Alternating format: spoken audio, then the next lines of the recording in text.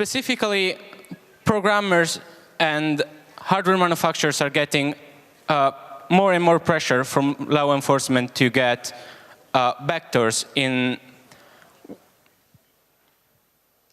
their products. And Kurt over here, he's general counsel at EFF. In 2007, he received the title of one of the best attorneys of the years in the California Lawyers Magazine. Yeah. And he will tell us more about this problem with an overview of today's issues. Thanks. All right. Thank you. Thank you, everybody. Good afternoon. Welcome to CCC, and I'm glad to see so many of you people here today. What we're going to talk about today is the fight for encryption in 2016. Let's see, we're going to get the slides up here. There we go. So yeah, my name is Kurt Opsahl. I'm the Deputy Executive Director and General Counsel with the Electronic Frontier Foundation, which is a nonprofit organization dedicated to defending your rights online. Thank you. This sounds like there are a few people familiar in the audience. Let's start out with a bit of an overview of how things have gone over the last year in the fight for encryption. There is some good news that, first of all, that strong end-to-end encryption, both communication encryption end-to-end and device encryption remain legal in most jurisdictions today. More deployments than ever. These things are rolling out all over the world. We'll talk about that a little bit more. The bad news is that governments are still at it. They're still trying to find ways to weaken encryption, to get plain text access to encrypted materials, and they're trying to do this by pressuring companies as well as pushing forward some laws. A couple of bad laws have passed. And then probably the worst aspect is some of the ways of sort of getting around that, which are blocking technologies, trying to make it so people can't use strong encryption by blocking at the network level, placing malware on devices to get around encryption by attacking the endpoints. In some cases, governments have resorted to arresting individuals associated with some encrypted communication tools, in order to really push the pressure on those companies. And before we get into the nuts and bolts of things, I just wanted to at least take a moment to provide an overview of the encryption debate and how it has been going. As an initial matter, I mean, why do we love encryption? I think many people here are already convinced, but just to go over some of the reasons, encryption protects our data and our infrastructure. It helps ensure both privacy and security. But at the same time, you have governments who are concerned that they are, quote, going dark. This is their euphemism for having less ability to access materials. They say it hinders their ability to conduct law enforcement efforts, national security. Over the last year, we've had some good shifts in the debate. One of the ones I wanted to highlight was moving from a discussion of privacy versus security to a discussion of security versus security. That is to say, recognizing that encryption provides security in and of itself. This is particularly good news because oftentimes when a debate is framed as privacy versus security, privacy versus safety, it is privacy that loses out. And this was a rhetorical device used by people who wanted to weaken encryption, wanted to get more access to encrypted communications, to try and frame it in that way. But people have come forward, talked to their legislatures, talked to policymakers, and pushed a shift toward understanding it as a benefit to security that can be contrasted with some of the concerns the government has about reducing security. And there's also been a recognition among some policymakers that weakening encryption does have severe consequences. It is not a cost-free improvement to law enforcement's abilities.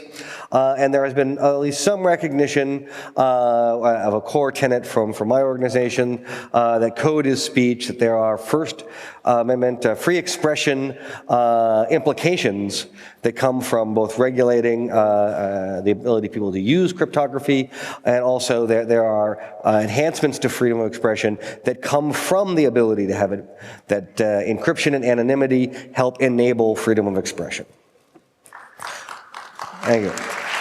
So I want to take before we get in, another brief segue to put some perspective on things. So one of the things the government talks about, we're going dark, that this is an unprecedented inability of government to get into places that can be locked out of. And I wanted to go back a little bit in time into the 1700s when a locksmith, Joseph Brahma, created a uncrackable lock. For 67 years, put the lock out there. He put what we might call an early bug bounty program on it. 200 guineas he offered to anybody who could pick his lock. He had it hanging up in the store so people could come along and give it a whirl. And it took 67 years for it to happen, 51 hours for the lock picker to actually do the first breakthrough. And during those decades, there was something which provided pretty good security that made it very difficult for government, even if it had a warrant, to get within the lock. Now, you could have implementation flaws. This is kind of the same thing with crypto today. A safe built with this might have a weak metal, hinges in the wrong place. But nevertheless, like crypto today, it provided strong security, and society survived through those 67 years. So this is not quite as unprecedented as they would like you to believe. All right, so let's turn first of all to the big thing that happened this last year, a very big public showdown between Apple computers and the FBI. The FBI, for many years, has actually been seeking access to smartphones. They recognize that smartphones are an incredible window into people's lives, and they wanted access to that window. They wanted to look at and see what people have been doing. And they were trying to do this through the courts, with court orders. And there were two key cases that helped frame this debate. One was a case in Brooklyn, New York, outside of New York City, and the other one brought a little bit later was in San Bernardino, California. The first case, the Brooklyn case, was a relatively routine case. It was, they were trying to get onto the phone of an alleged meth dealer, sort of a small-time local dealer. They weren't able to get on the phone. They wanted the evidence there. They had a lot of additional evidence to be able to convict the guy, but they wanted a little bit more. And they submitted a application for an order to get Apple to help them onto the phone, which they relied upon something called the All Writs Act. We'll discuss that more in just a second, but this was not unusual for the FBI to go to the court to ask for this access. A little bit unusual to ask for a third party, an unrelated party, to assist in helping getting access to the phone. And the court did something very unusual, was it asked for more briefing. Oftentimes these are arguments made by the government directly to the court without anybody else weighing in. But in this case, the court was like, well, I don't know. I don't know if this argument really works, and I would like to get some additional briefing on that. So Apple filed a brief, EFF and ACLU filed a brief, and we attempted to explain this to the court. And this is why we didn't believe that the All Writs Act was provided the authority that the government sought. The All Writs Act is kind of a catch-all law. It is actually one of the oldest laws in U.S. It was originated in 1789. You have the language up here. It's a little bit convoluted, but all the writs that are necessary or appropriate, basically to allow the court to do its job. So if the court had power to do something, then it could issue a writ in order to enforce that power. So when it was written, obviously it wasn't thinking about things like smartphones. It wasn't really thinking anything along these lines. It was just a basic tool, and pretty much it's the fallback position. If you have nothing else, you can always go to the All Writs Act and see if that will fly. So while that was pending, A new case came up in February of 2016, the California iPhone case, and this was out in San Bernardino, California, where there had been a horrific terrorist attack. Two people, employees of the San Bernardino County Health System, went to their office holiday party and opened fire, killing scores of people before fleeing and eventually perishing in a shootout with police. It was a fairly devastating attack and really made a lot of news. Several months after the attacks, they decided they wanted to get access to an iPhone that actually belonged to the county, San Bernardino County, but had been in use by one of the attackers. And he had left it in a car, a black Lexus, so the case was actually styled, in Ray search warrant of black Lexus. And they, a couple months after the attacks, they wanted to get into this phone. And so they submitted an application to the court, and that very same day, the court turned around and issued the order to Apple. The court signed off on the government's brief without any modifications, on their proposed order, I should say, without any modifications, and issued it the same day. And it was a fairly lengthy order, so this may suggest that not a whole lot of deep thought went into whether this was possible. Under that government-requested order, they wanted to bypass the auto-erase function, where after a certain number of failed attempts to access the phone, it would erase itself. They wanted to be able to submit passwords or passcodes electronically, and they wanted to have no delay in the password attempt. So what basically they were asking for was to remove the features that they're designed to protect brute force attacks so that they could brute force the phone. So Apple called this GovOS, that they were being asked to make a new operating system to be used just on this phone in order for enabling government access. And the court left open one thing, which is, well, Apple, if you want to challenge this, if it is unreasonably burdensome, you can do so.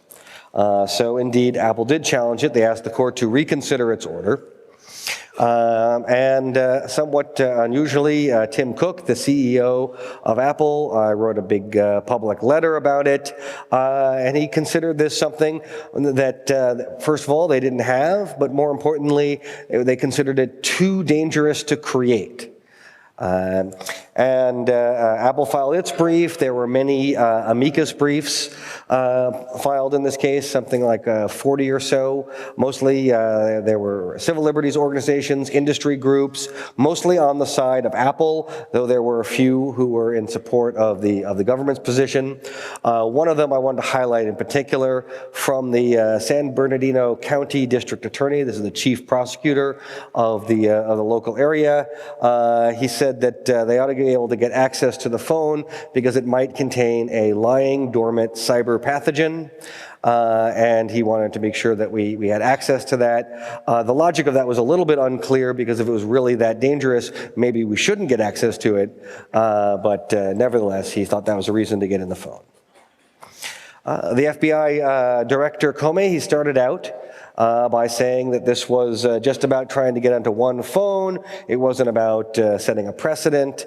But later, under questioning before the U.S. Congress, he admitted that it was about precedent and they wanted to set this precedent so they could access more phones. And then he asked the question, if there are warrant-proof spaces, what does that mean and what is the cost of that? And this is reminds you of the time when we had, for 67 years, the uncrackable lock. We may have had warrant-proof spaces before, and we may have them again. And it also is not recognizing that there's something fundamentally different about access to smartphones because of how much of your lives are part of the phone, are on the phone. If somebody has access to that, they have more than just a little bit of evidence. They have a window into your soul. And protecting that is more important than ever. So this became a major controversy. It became international news. They had a poll that went out during this time period, and it was about 50-50 on whether Apple should provide access or whether they should deny access, which may not, sound like, okay, people were divided, but what's sort of particularly impressive about that is that when they're doing a case where they're saying we need to get this information for a terrorist attack, putting all of the pressures associated with a national security case, saying this was vital for national security, and still they weren't even able to get a majority on their side. I think this was a lot less support than the government was expecting when they brought this case. And both civil society and industry brought together to help support Apple in this. People understanding this would be a precedent, that it would be not just a precedent about accessing phone, but a precedent about the government ordering you to make a new version of your software that has security weaknesses in it. So this was coming to a head with a hearing scheduled in March of 2016.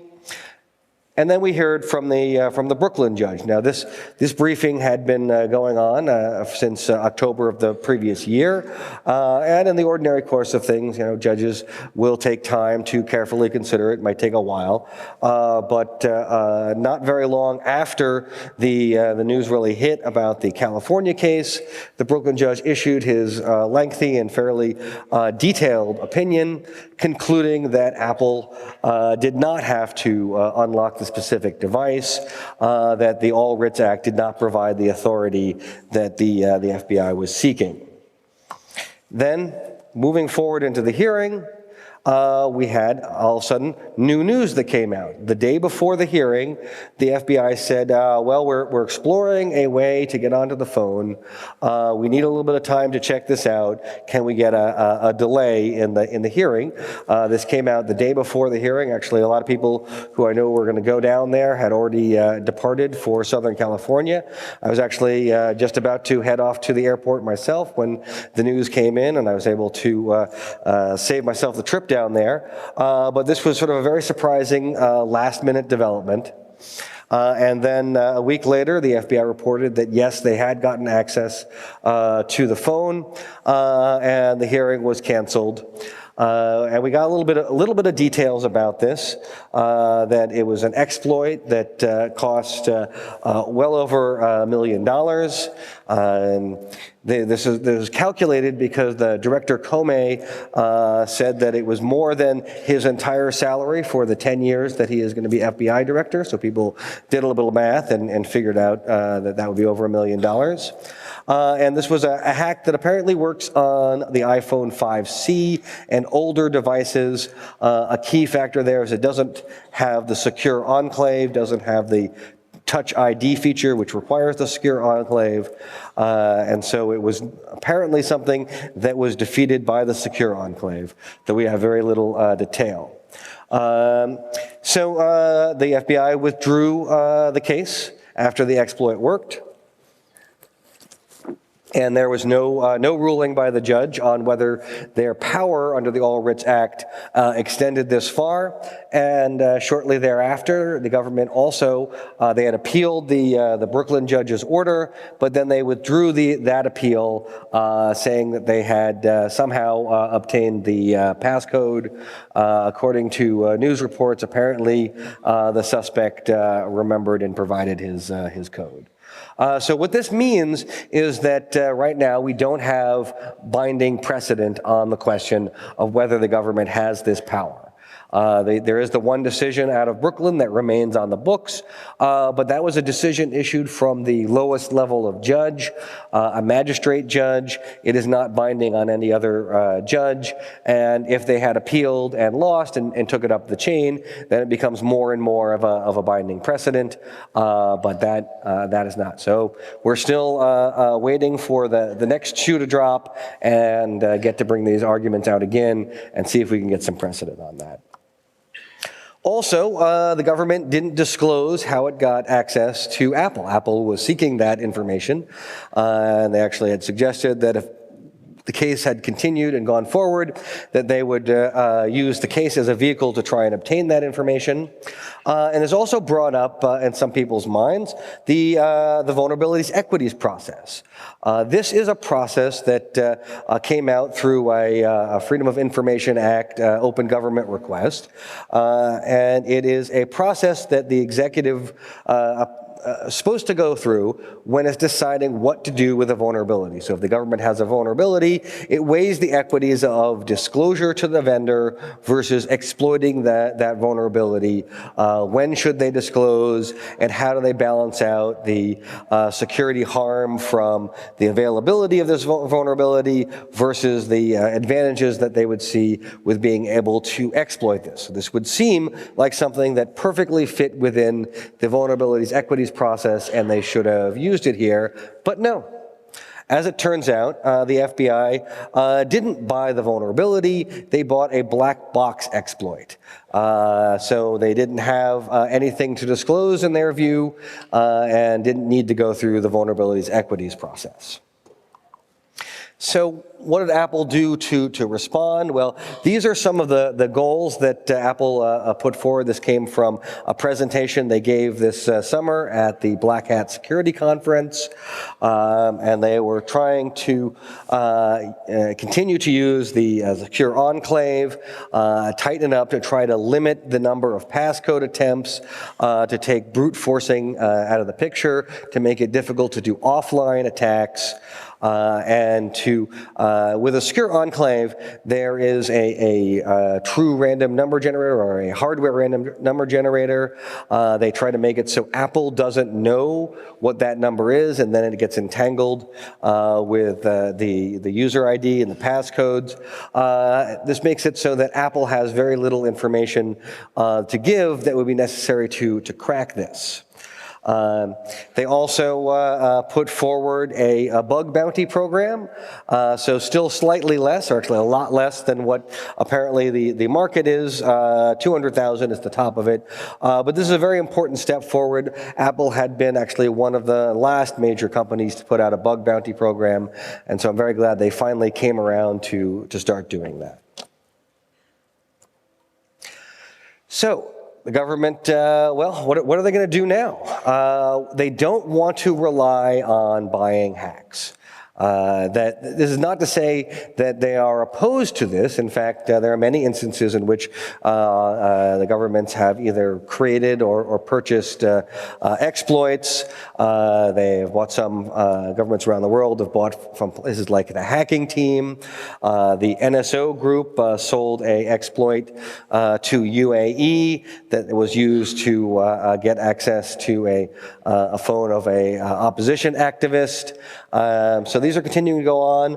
Rule 41, this is a new rule in the U.S.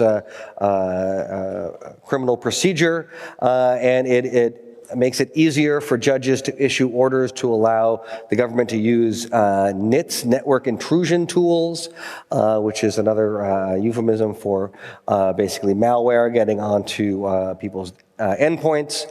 So the governments are certainly willing to do that, but they would prefer to have the companies just provide the easy access. Not a backdoor, of course, but something like a secure golden key.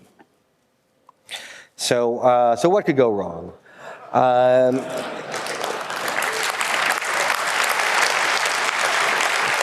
If you have access to the secure, I guess these are brass keys, for a TSA lock, you should be able to get into it. In fact, if you have this photograph and a 3D printer, you probably could make these keys. And this is the problem when you have something which gives, in a nutshell, if you give access through a special method, well, you got to make sure that special method doesn't get into the wrong hands. So turning to a bit to the politics of it, from beginning actually slightly over a year ago, there was an effort to push President Obama to take a stance in favor of strong crypto. There was a petition up at savecrypto.org with over 100,000 signatures, and his initial response was that, well, for now, will not call for legislation, which is not a very strong response, but at least it's not the opposite. And then later in 2016, Obama said, well, we shouldn't have an absolutist view on this. And what he's sort of meaning by that is people are saying, well, that you either have to have security, or if you have a backdoor, you will weaken security. You can't have both a backdoor and strong security, and that's like an absolutist view. And I think this is very symptomatic of politicians looking at this, where it's all about trying to find compromises, and if the technology doesn't permit for compromises, this is a political question, not a mathematical question, not a technology question, and that we need to find a middle ground. Well, I think that this is actually dangerous thinking, that if saying that is absolutist to say that we need strong security, well, you might call me an absolutist, but I think it's more than that. And then November 8th, we have a new president coming online. And so how's that going to be? Well, Trump is not yet in office, but we're able to look at a few things to get an idea of how this is going to be. First of all, just on the Apple iPhone controversy, Trump had a few statements. In the beginning, he was saying that, who do they think they are? We have to open up this phone.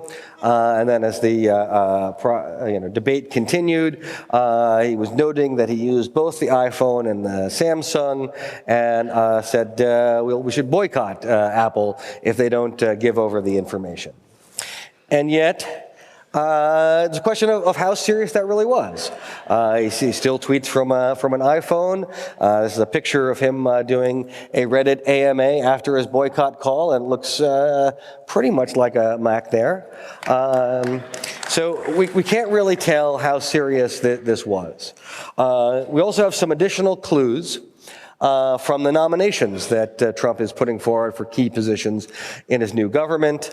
The proposed new Attorney General, Jeff Sessions, well, he has been long in favor of law enforcement access to phones. He felt that Tim Cook, CEO of Apple, didn't really understand how serious this was. And then the new proposed CIA chief, Mike Pompeo, he wants to remove barriers to surveillance, and also was pretty suspicious of somebody who used strong encryption. It could be a red flag just if you use it, which is a pretty dangerous line of thought. There was also some efforts in the legislative world, the Burr-Feinstein bill. That's Senators Burr and Senator Feinstein. It was actually called the Compliance with Court Orders Act. They were trying to sort of key off of a rhetorical point being made about the Apple iPhone controversy, which is we're just asking people to comply with court orders. This can't be that unreasonable. But it was actually that unreasonable. It would require providers to decrypt things on demand on pain of severe penalties. It applies to communications, to storage. It applied to the App Store, so that if you were Apple or Google Play having an App Store, all the apps that were for sale on that store would have to have weak or backdoored crypto, and then you would need to enforce that. And it was more than just end-to-end and full disk encryption. Pretty much as it was drafted, it would have outlawed computers as we know them. It was a fairly terrible bill. But it fortunately didn't get a whole lot of traction, and the rest of Congress decided to do a little bit of looking into it, having committees look at the issue and issue reports. The House Homeland Security Committee, they made a big step forward by recognizing that it is more of a security versus security debate. They rejected the legislative fixes, and most importantly, the Burr-Feinstein we just talked about. The House Judiciary Committee recognized that there would be severe problems with weakening encryption. They still called for cooperation between technologists and law enforcement agencies.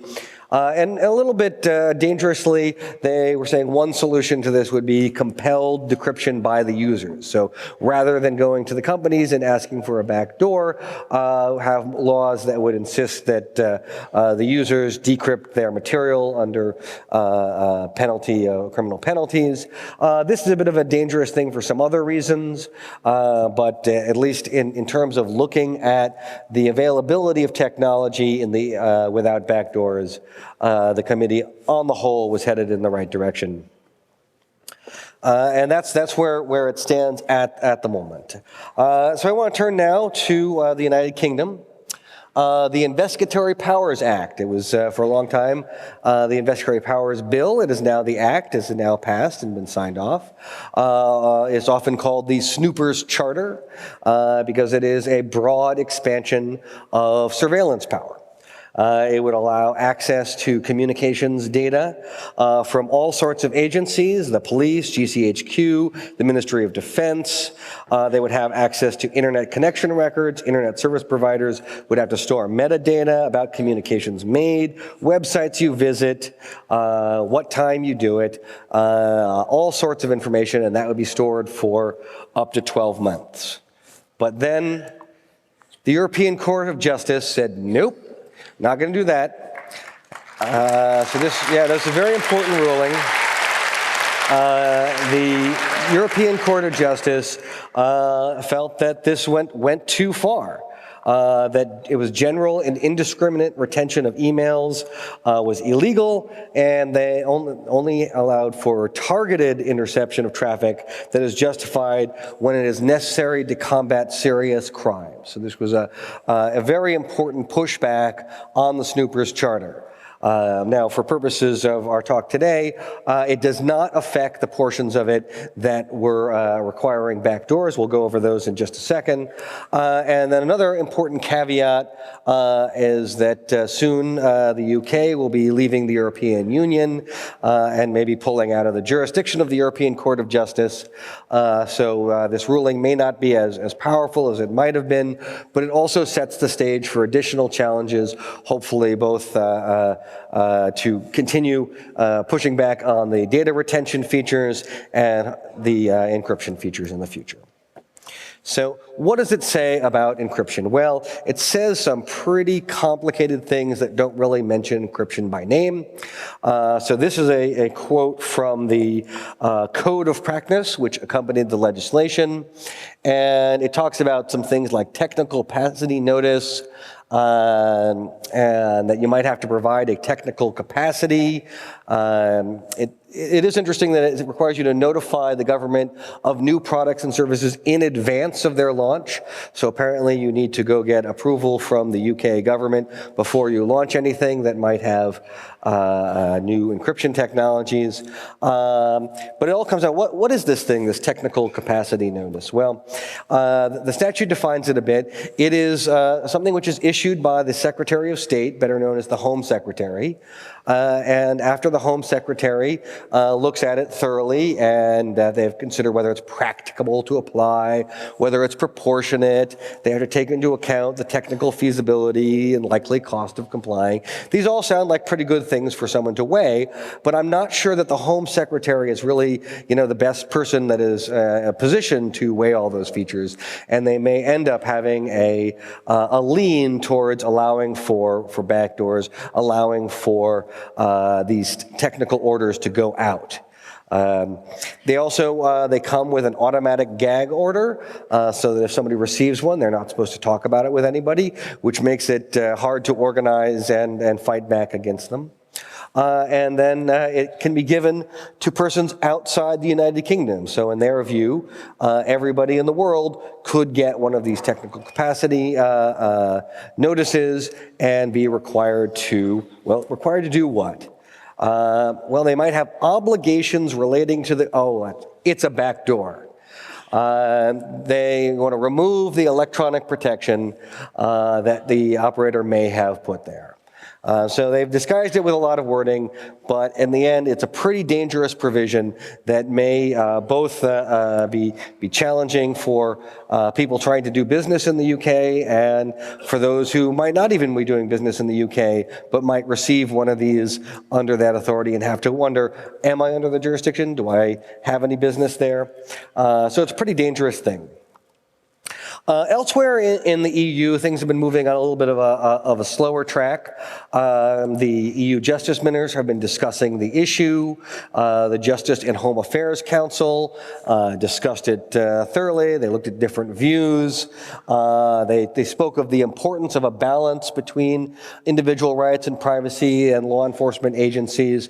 So it's still under discussion, still under consideration, but hasn't moved forward. And we had some really good report out of ENISA, that is the EU cybersecurity agency, the Agency for Network and Information Security.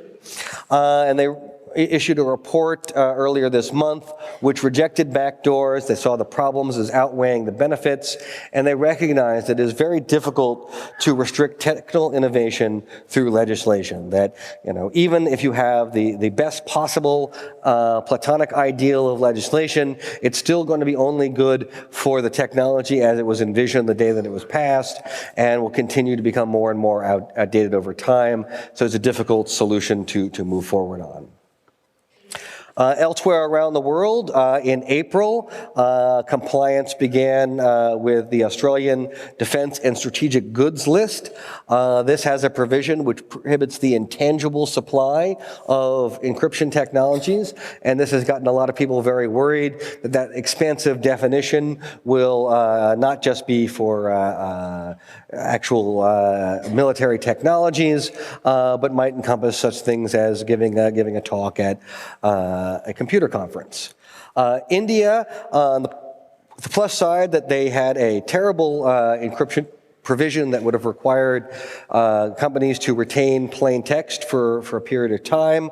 They dropped that requirement and plan, but they have proposed something which is a little bit, potentially dangerous.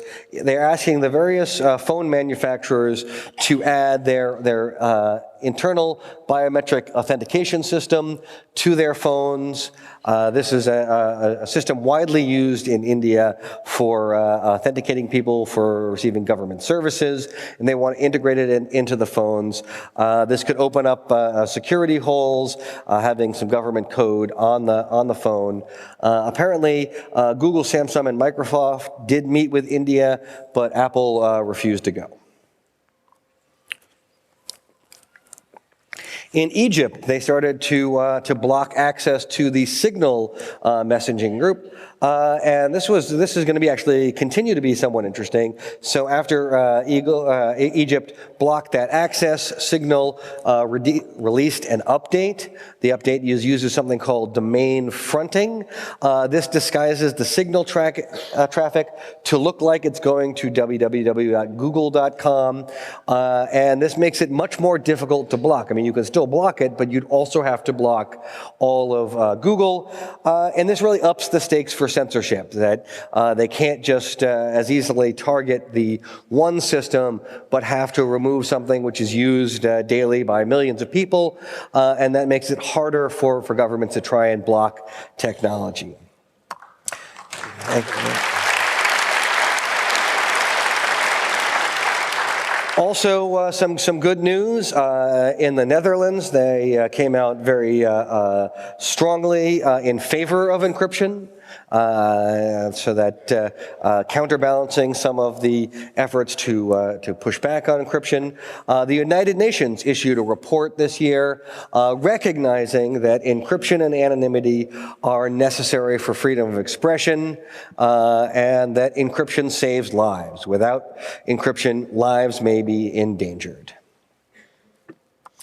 And we've also had, this year has been tremendous for the rollout of encryption technologies. So WhatsApp has added end-to-end encryption by default to all of its chats and calls. This is over 1 billion monthly active users who are getting encrypted without having to do much of anything. Facebook has added end-to-end encryption to their Messenger project, but not by default. So this is a half step, but it needs to go further. Encryption by default is really the gold standard. Likewise, Google's Allo included encryption in incognito mode, but again, something that you had to purposefully select. So it's, again, a half step. And then Signal has, their downloads have gone through the roof. Apparently, they reported a 400% increase in daily downloads since November 8th. Yeah. Yeah, be a man for that. And then we've done tremendous progress in encryption on the web. The Let's Encrypt project is providing certificates to over 21 million websites. It is, by some measures, the largest certificate authority in the world, and it is free. So this is tremendous success. More than half of the page loads in Firefox and Chrome are using HTTPS. You can see a chart there which shows, I think this is for Firefox, and it goes here. It's causing the 50% mark over the course of the year on various operating systems. Android is the laggard, so hopefully Android can pick up the steam. But nevertheless, it is a good positive trend. And then if you look a different measure on time, that 2/3 of people's time is spent on secure websites. So what do we see looking forward in 2017? Well, we'll probably see more technical assistance laws. One of the things that policymakers have learned from the first crypto wars is that it's dangerous to actually propose a specific solution. So when they came out with the Clipper chip in the 90s, this was quickly attacked, revealed to be vulnerable, and then disregarded as a good idea. And so they've moved to a different model. Rather than provide a target which could be attacked, is to say the technology companies need to nerd harder and figure out how to give us the assistance so that we can get access. And they create laws similar to what the Investigatory Powers bill has tried to do, requiring technical assistance without any specific of how that will be accomplished. It's just up to the companies to figure it out. There also will be a lot more public pressure. Where there have been pushes for compromise, things saying, well, you really don't want a bill like these bills that would require you to weaken encryption, so you should just go ahead and weaken it ahead of time to forestall the bills, which will be worse. Also, they were putting pressure on whenever there would be any big controversy, trying to highlight that encryption may have made it difficult for law enforcement. These pressures will continue on to exist. And then in some places, some countries where they are very upset on how people have been using the technologies, they'll continue to have blockages that will, like in Brazil, where they've blocked WhatsApp 3 times over the course of the year, where they've arrested some of the executives saying you have to give us the information, even though they know that it's technically impossible for them to give that information. These pressures will continue to exist. And we'll be seeing more attacks on the endpoint, where if law enforcement is going to be continue to work in a world where there is strong encryption, then the way around that is to get to the endpoint. So we'll see more and more use of malware and more importance in people looking not just at making sure they're using encrypted tools, but they are using good security advice to avoid being attacked and phished as best they can. Another important prediction, I think that free and open source software is here to stay, that for a lot of these laws and policy things, they're less effective when going against open source projects. There often aren't companies to put pressure upon, that if you attempt to legislate a requirement for a backdoor, it's going to be ineffective, even if somebody decided they had to put the backdoor into the open source code. When somebody compiles it, they could always comment out that section. So it's pretty ineffective to go at them. The real challenge for some of these software projects is in deployment, getting them out into the hands of billions of people, making them usable, making them as part of people's daily lives. And then an important thing for moving forward, how we should move forward, is that policymakers can be reached. We've seen when there have been some policymakers who have taken the time to get experts' views, conduct hearings, investigate the issue, then we're starting to see things more like it's really security versus security, weakened encryption can harm security. There are important interests here at play. And this is a positive step forward. It's fighting against a strong lobby. Law enforcement agencies are a very powerful lobby. Legislatures look to them very seriously. But technologists' views can make a difference. So what you can do, well, if you're a coder, include default end-to-end encryption in any products that you have, wherever it needs to be. And also work on usability. Making it accessible for billions is a key point. For websites, encrypt all the things. Start using CertBot. CertBot is a program that works with Let's Encrypt that makes it easy to set up a cert on a website. Use Let's Encrypt. There's really no excuse anymore to have a website that doesn't have HTTPS. And then for individuals, well, you can use encryption in your daily lives. We saw before that the nominated CIA director was suggesting that the use of strong encryption might be a red flag. Well, if everybody is using encryption all the time, it becomes less of a red flag. So try to incorporate encryption as much as possible to make it less of a red flag that someone is using that technology. And then keep active. Pay attention to what's going on. Help defend encryption by talking to policymakers, signing petitions, paying attention, and being a participant. Thank you very much.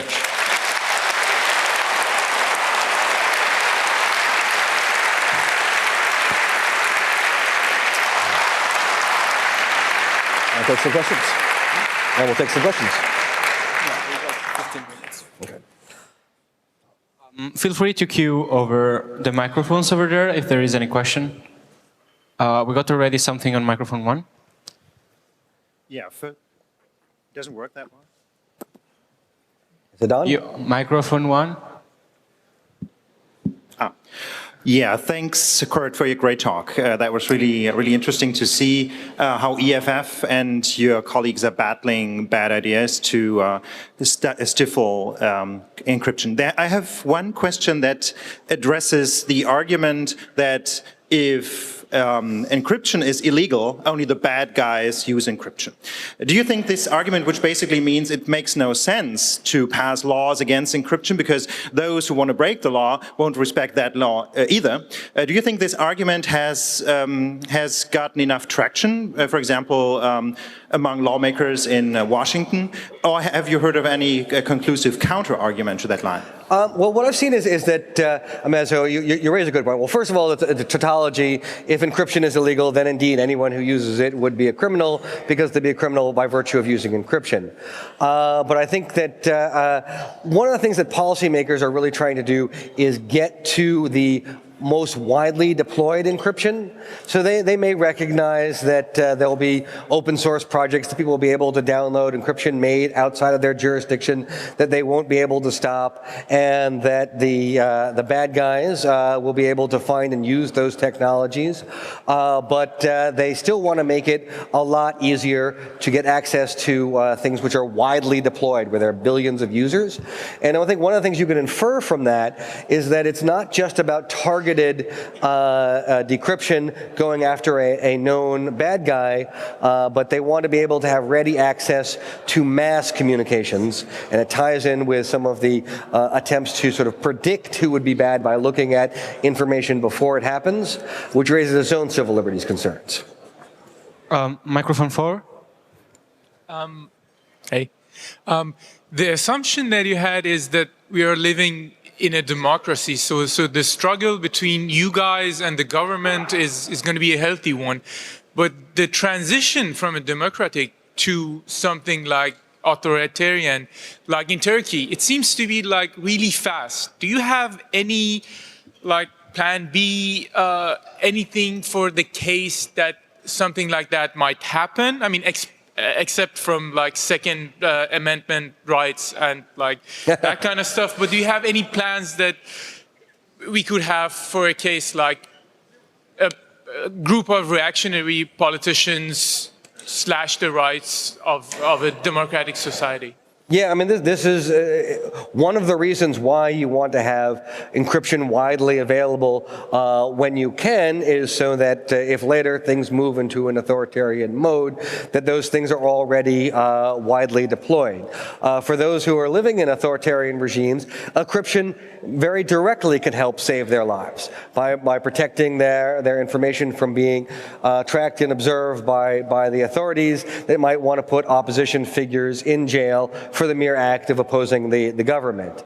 The challenges there are dealing with things like that using encryption might be seen as a red flag, that if you get stopped by the police, they're going to want to get onto your phone. They may use strong measures to try and get your passcode. So even if it has the best encryption on the device in the world, if they're going to beat you with a rubber hose until you give up the password, this isn't going to help. So these are very challenging things, but I think that the best thing that you can do ahead of time is make it so that everybody is using encryption as much as possible, so that it becomes less suspicious that someone is using it, and having be tied into widely used products that they would feel bad about blocking. So that's why it's nice that there's encryption in things like Facebook Messenger and WhatsApp. And then after a country has already gone into the authoritarian, it is those who are outside that country who are providing technologies in should try and make sure that those technologies are effective and secure. We've got a question from IRC, and it's, what is your view on so-called warrant-proof devices? I'm not actually sure what's meant by this, but will such warrant-proof devices and whether they will remain legal in the future? Well, so this was what Comey was referring to. He didn't want to have a world where there was something that was warrant-proof. And I think that I'm in favor of having full disk encryption on phones, where the government, they can try under their own powers to try and get in. That's what happened, but they shouldn't be able to compel the provider to change its code. And calling it about whether something is warrant-proof is a rhetorical device that the government is using to try and set it up as a discussion about the rule of law or whether warrant should be effective. But it's missing the larger policy issues. And so I guess in some sense, when they talk about something as being warrant-proof, that may be a side effect what happens when you have strong encryption, but it is not really hitting to the heart of the policy debate. Hi. On the subject of rhetoric, it seems like in the past year or so, a bit more about 2 years, we've heard a lot about strong encryption versus weak encryption, and it seems like it's going to be more and more a tool used by those in power to tell us, well, the bad guys, they're the only people who need strong encryption. You, the common folk, the good people, you only need the normal encryption. Why would you go for the bad one? So I think you've touched on that subject, but maybe you could tell us a bit more about it. Yeah, so I think, strong encryption is really what we need. And we've seen actually the terrible effects of this when there was a misguided attempt to have weak and strong encryption in the 90s, where there was export-grade encryption and domestic-grade encryption out of the United States. And so Netscape Navigator had a weakened international version, only with 56K strong keys, 56-bit keys, and then that turned out to be sort of an unwise policy move. They said, well, this will be good enough for the average person. And I think there's a couple of things I think about that. One is we've seen it happen and it kind of failed. But a second one is that, if you're trying to protect yourself now, you have to protect yourself from a wide variety of threats, and you're going to need strong encryption from those threats. And they may be an authoritarian regime, it might be a computer criminal, but the value of strong encryption is there for all these threats, and deliberately weak encryption, every time that it has come out, it has turned out to be far more of a disaster than the government has predicted. Thanks. Microphone one. Hello. So we've seen that governments try again and again to pass legislation that weakens encryption. What would need to happen so that they can't try to pass such legislation again and again, and are we moving to that direction? Well, I think there's not much that's going to stop them from trying, because they're facing pressures from law enforcement. So I guess removing that pressure, but that seems very difficult. But I think the key is to try and convince policymakers to actually pass, if they're going to pass anything at all, pass something that encourages the development and use of encryption. I think I'm very enheartened by the Dutch government's response, where they were strongly in favor of encryption, and the EU cybersecurity, the Network Information Security Group, also coming out strongly in favor of encryption. So get the policymakers ahead of time, be looking at this as something that is beneficial to have, so that there's less incentive to go and push for weekend encryption. I'm sorry to burst your bubble, but the Dutch passed a law last week that allows us to hack into any hackable device, and that allows the government to buy backdoor software from companies. All right. Well, so I tried to keep this thing as up to date as possible, but thank you for that information. And well, I think that is something that is in line with going after the endpoints, so that even if you do have strong encryption along the way, attacks on the endpoint are a common government solution to try and get around that difficulty. We've got one more question from IRC, which goes into a similar vein like this one. What could we do to stop our politicians from not just wrong actions, but symbol politics? Like in the vein of the Berlin attacks, again, they were asking for more video surveillance, which clearly does not prevent attacks like this. What can we do on a political level to stop our politicians from trying to enact laws that are basically orthogonal to the problem? Yeah, this is a very common thing. Whenever there is an incident around the world, especially something like a terrorist attack, legislatures feel a very strong desire to do something about it, and that something may not be directly related to the problem, but they will be able to go back to their constituents, the people who vote for them, and said, "Well, I did something." And part of that is educating the voters so that they are less fooled by this behavior, and to get people active in calling their representatives and telling them that they want to have strong encryption, that they don't want these kinds of measures. The other thing that can sometimes be effective is legislatures don't like to look stupid. And so if they are doing something which is a technologically bad response to a given scenario, and you can show how it is ineffective, that can sometimes help legislature understand that it was sort of a bad move. This argument is often portrayed as between citizens and governments. And I'd like to propose another argument and ask what you think of it, which is that foreign nation states are actually a far bigger threat than crime, and therefore states need end-to-end encryption more than anyone else, and that therefore they should get on the side of being pro-encryption because they need it too. Absolutely. I think that sometimes that is actually an argument that can work with legislatures, where they're not so worried about the citizens directly, but they're interested in the balance of power between nation states. And this has come up in some of the backdoor discussions, where if you provide a backdoor to one government, let's say you think this is a great democratic government that only uses power wisely, what do you do when the other governments try to ask for that? Do they give them the same access? And some legislatures will understand that there actually is a very important national security component to having widely available strong encryption.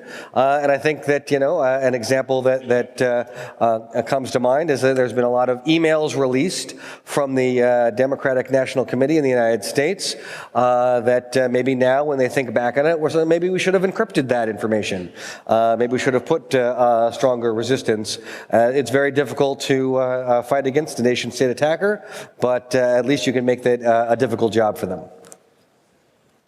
Hi, thanks for your talk. I was quite curious to hear about the that there's actually an act in the United States that governs the use of vulnerabilities. Are there similar acts throughout the rest of the world? I think it would be amazing if we could enact a sea change that made it a buyback. So I should be clear, the vulnerabilities equities process is not a legislative act. That is something that came from the executive. So it was not commanded by the legislature, but rather done on its own authority by the executive branch, in part to mollify some of the critics who have said that they should be reporting more vulnerabilities. So it is something that one could put into a legislative process to require governments to go through that balancing and make sure they do it. But I'm not aware of any legislation that has yet proposed that. Thank you. I think we're done. Thank you. All right. Thank you, everybody. Pleasure to be here.